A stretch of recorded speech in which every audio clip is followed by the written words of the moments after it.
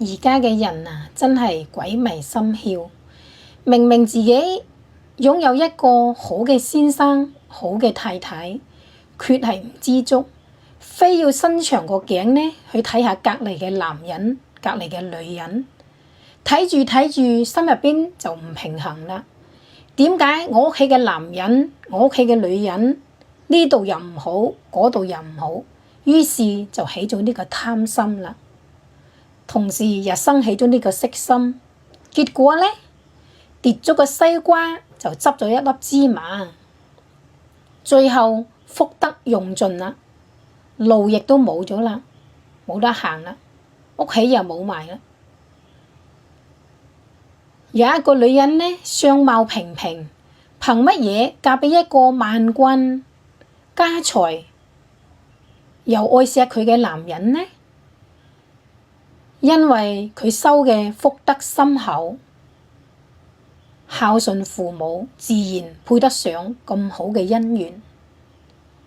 而家科技發達，溝通方便，我哋時時刻刻都要睇住自己呢一個心，起心動念都要善，唔可以有非分之想。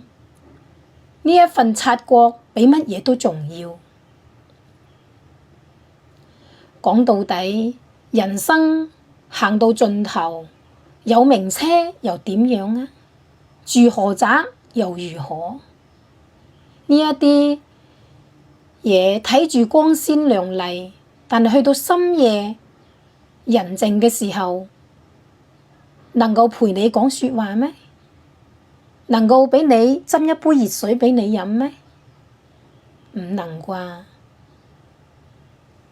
真正值錢嘅係一個健康嘅家庭，健康嘅身體，夫妻恩愛，和睦相處，孩子喺身邊笑住，老人喺屋企坐住，開開心心。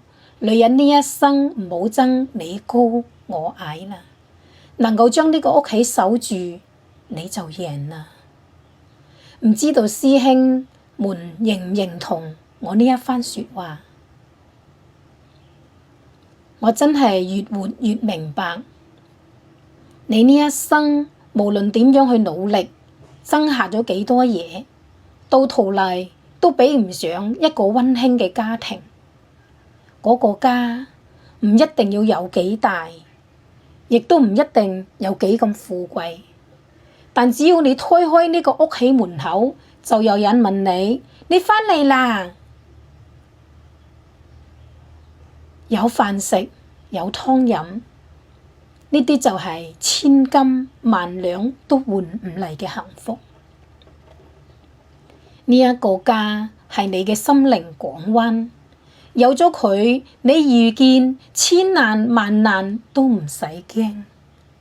工作上俾人排斥，生意賠咗錢，朋友嘅背叛都唔緊要，因為你心入邊知道，仲有一個地方可以去嘅。呢個就係我哋嘅屋企，永遠向住你。嗰度嘅人唔會因為你失敗就睇唔起你。唔會因為你嘅失意而推開咗你。有咗呢一個屋企，經歷過多少嘅艱難同埋坎坷都唔算乜嘢。你喺外面，哪怕有幾多人針對你，都能夠一笑而過。點解呢？因為你有個屋企，真㗎，就因為你擁有一個溫暖嘅家。所以師兄們，唔好再東張西望，能夠成為夫妻係我哋嘅福德姻緣嘅匹配，屋企入邊嗰個就係最好嘅，同我哋係最匹配嘅。好好咁樣經營好自己嘅屋企，將夫妻關係處理好，將呢一個溫暖嘅家守住。呢啲就係我哋呢一生之中最應該做嘅嘢。呢一生你就贏得精彩啦！唔知道尊稱師兄所講嘅呢番説話唔知啱唔啱？如有講得唔好嘅地方，請各位師兄師姐們多多去包容同埋去體諒，多謝大家。